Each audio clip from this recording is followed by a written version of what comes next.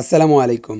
আজকের ভিডিওতে আমরা শিখব ফটোশপে ইমেজ রিসাইজ কিভাবে করতে হয়। অনেকেই ছবি ছোট বা বড় করতে গিয়ে দেখেন ছবি নষ্ট হয়ে যায়, ব্লার বা পিক্সেল ভেঙে যায়। আজকের ভিডিওতে আমি দেখাবো ইমেজ রিসাইজ কি, কোয়ালিটি নষ্ট না করে ইমেজ রিসাইজ করার উপায়, প্রিন্ট এবং সোশ্যাল মিডিয়ার জন্য সঠিক সাইজ।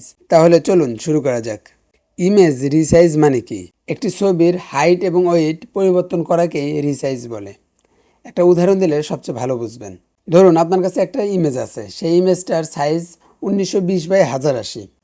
সেক্ষেত্রে এখন এই ইমেজটা আপনি ফেসবুকে পোস্ট দেবেন, সেক্ষেত্রে ফেসবুকের সাইজ দরকার। যে কোনো প্ল্যাটফর্ম, ফেসবুক, ইনস্টাগ্রাম কিংবা ইউটিউবের প্ল্যাটফর্ম অনুযায়ী সাইজ করাকেই রিসাইজ বলে। তো আমরা এখান থেকে প্রথমে একটা ছবি ওপেন করে নিই। কিবোর্ড শর্টকাট হিসেবে কন্ট্রোল ও চাপ দিতে পারি এখান থেকে। তো আমরা এখান থেকে যে কোনো একটা ইমেজ ওপেন করে নেব। দেখেন এখানে যে ইমেজটা আছে সেই ইমেজ সাইজ আসলে আমরা দেখব কিভাবে এই ইমেজের সাইজ কত কিংবা কোন সাইজে এই ইমেজটা আছে। এটা দেখার জন্য ইমেজে যাব। ইমেজে যাওয়ার পর ইমেজ সাইজ লেখা আছে, অল্টা প্লাস কন্ট্রোল প্লাস আই চাপ দিলে আপনার এই ইমেজ সাইজটা ওপেন হবে। সেই উইন্ডো মেনুতে আপনার এখানে দেওয়া থাকবে যে আপনার ইমেজ সাইজ কত।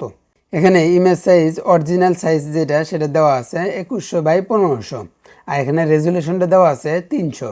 যখন আপনার এই লিঙ্ক অপশনটা ওপেন থাকবে তখন যেই সাইজটা দিবেন এটা সঠিকভাবে হাইট এবং ওয়েট সঠিকভাবে এটা পরিবর্তন হবে, একসাথে পরিবর্তন হবে।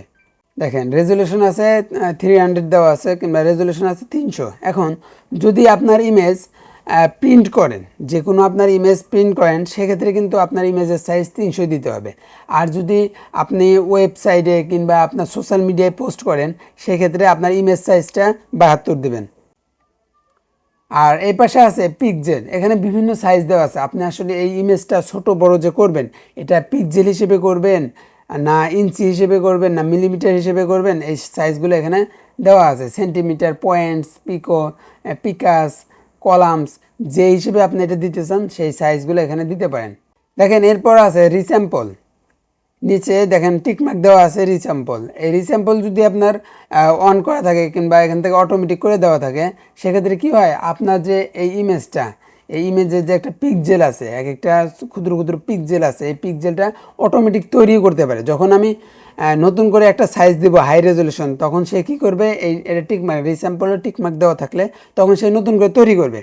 এটা যারা নতুন তারা কখনোই এই যে নিচে যে রিস্যাম্পল টিকমার্ক এটা, আর হলো আপনার যে এখানে লিঙ্ক আপ, যেটা এই যে হাইট পরিবর্তন করলে ওয়েট অটোমেটিক পরিবর্তন হয় কিংবা ওয়েট পরিবর্তন করলে হাইট অটোমেটিক পরিবর্তন হয়, এটা পরিবর্তন করার জন্য, অটোমেটিক কাজ হওয়ার জন্য আপনারা ওই লিঙ্ক অপশনটা অন রাখবেন। ওকে, এখন আমি এখান থেকে ওকে দিয়ে দেব। দেখেন আমার এটা হাই রেজলিউশন হয়ে গেছে। এখন যদি আমি এখান থেকে ইমেজে যাই, ইমেজ থেকে যদি আমি দেখি আবার ইমেজ সাইজ কত, আগে দেওয়া ছিল আপনার 2100, এখন দেওয়া আছে কত দেখেন, এখন দেওয়া আছে 4000। এভাবে আপনার ইমেজ কোয়ালিটি নষ্ট না করে এভাবে আপনার সাইজ রিসাইজ করতে পারেন।